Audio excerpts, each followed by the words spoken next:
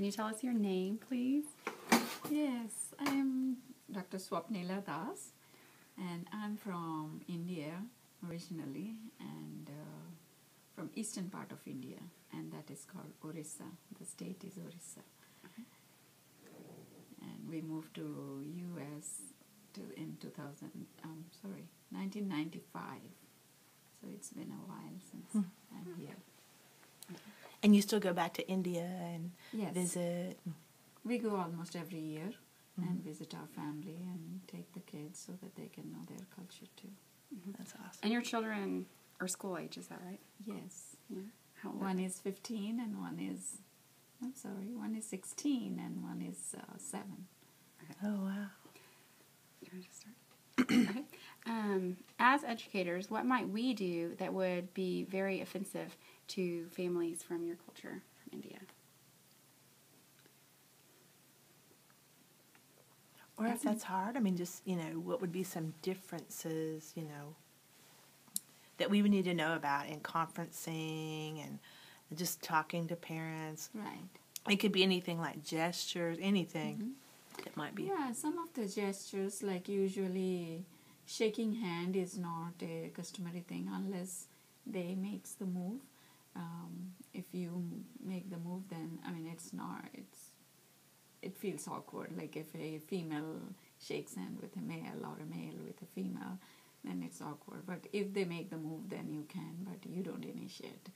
And similarly, like we do thumbs up, but then back in some of the parts of India, thumbs up means like teasing them. And all right. So that is something they may feel offensive. And sometimes the children will say, if they know the answer, they will say, that means yes, they know the answer. So nodding yes or this doesn't mean that they So do does not. does the yes nod mean opposite of like that? This means yes. So as many people do like this, that means yeah. Oh, wow. Interesting. Yeah. They may feel offensive, like if you force them to eat some non-veg or, like beef or something, because in Indian culture usually they do not eat beef. And that is considered as representing mother. Like when you are born, first thing you drink is the milk, right? And which comes from your mom. And cow gives us milk, so that represents mom. And so we usually don't eat meat. And That's interesting. Interesting. Yeah. Yeah. What's the next one? Okay, what would be like maybe some of the main differences between an American family as opposed to an Indian family? Okay. In Indian families, they push you hard for education. So they really want their kids to excel and give them challenging work, take their work. Even if other kids don't do it, your kid needs to do it, kind of thing. So they really push hard for their education and High expectations. High expectations and they don't let you, choose in the sense, okay, I want to be a magician or I want to be a fireman or no, you need to be first higher education and then this will be the hobbies as a musician, not like, oh, I want to be an artist. You have to earn your bread, then pursue your hobby rather than pursuing your hobby and not doing anything for your Yeah, that's pretty life. pretty opposite. Yeah. That's pretty similar. Yeah. Okay.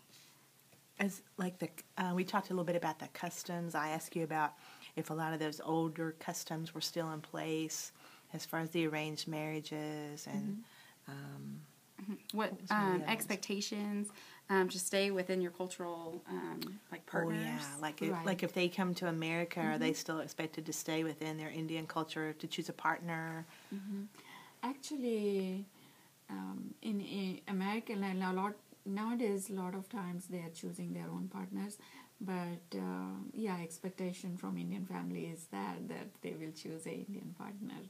Especially back in India, it's like same state and same religion and same custom and same background were expected. But when they move out of India, then it is usually expected that they need to choose their partners from their own cultural background or from their own Indian culture.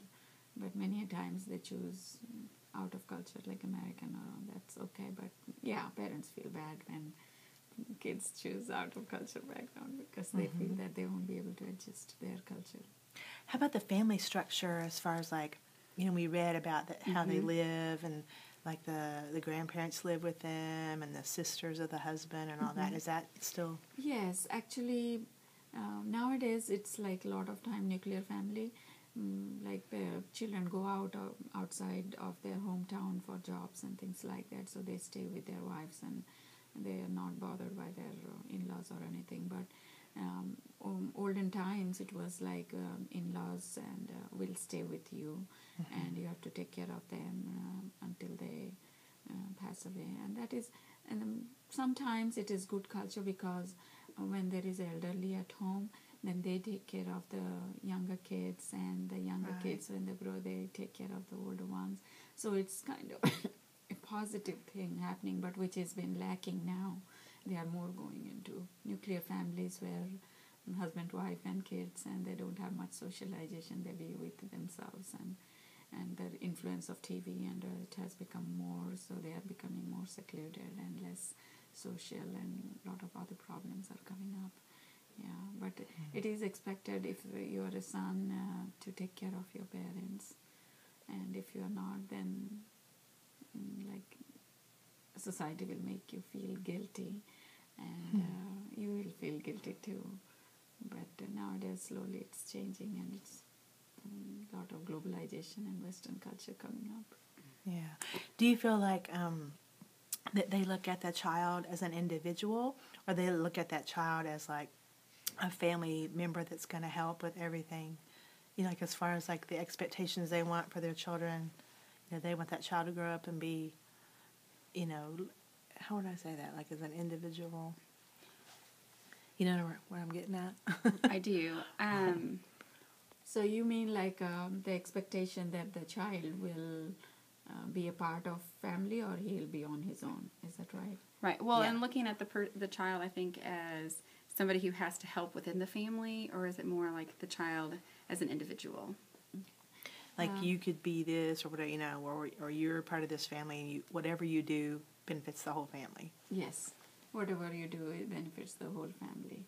Like if you do good, then it is respectable to the whole family and to the whole society. If you do bad, then it is, for you it is bad, and for the whole society, name of your family goes down. So it's not individual. You are connected to the whole culture and your home. Okay. Can you tell us some differences that you might celebrate as far as holidays or different customs you guys have in India? Yes. We have different celebration holidays, like for example, during Christmas time or during the Thanksgiving time, we have the big celebration festival of lights, where they called it as Diwali, and that is you light the lamps outside your house and light lamps inside, and it's kind of knowledge versus ignorance. When you light a lamp, that represents you're lighting it's knowledge, and you are taking away the darkness with the light. That means you're taking away the ignorance part of your life. So it's to brighten yourself and brighten everybody. Yeah. That's wonderful. Evil versus goodness. Yeah. So, what would help us as educators to understand the difference in our cultures? Like when working with children from an Indian culture, what would best serve teachers and being respectful and making sure that we're honoring their culture?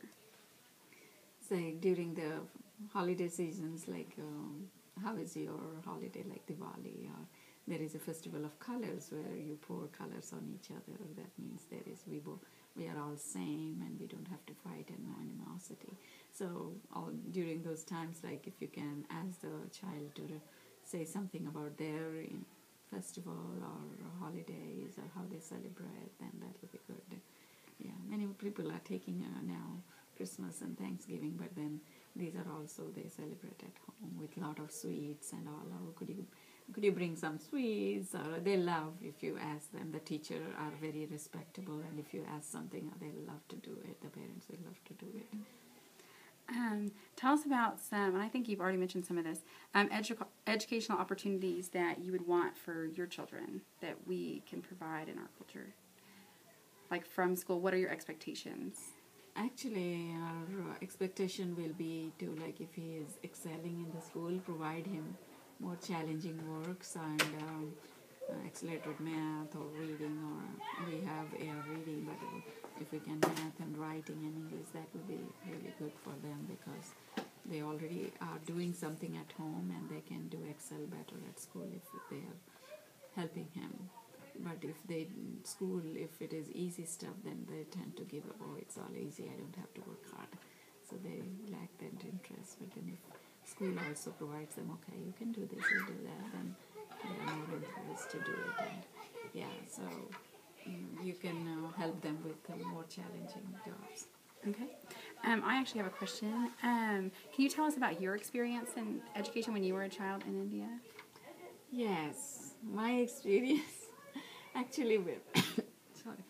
Back in India, like you are expected to do well if your family is a respected family, or my mom is a doctor and my dad was an IPS officer, that is like Indian police government officer, and he had finished his law and masters in English. So they both are highly educated. So he was a senator of the parliament. So there was high expectation from us. The teachers were expecting us to do a lot of good, though I did not do that well at school.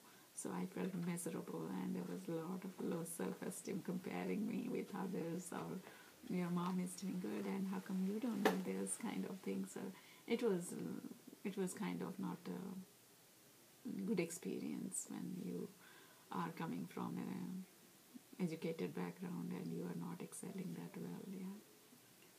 Do you have any more questions? No, you did a great job. Yeah, well, thank you for helping us. Thank you so much. Thank you. Thank you.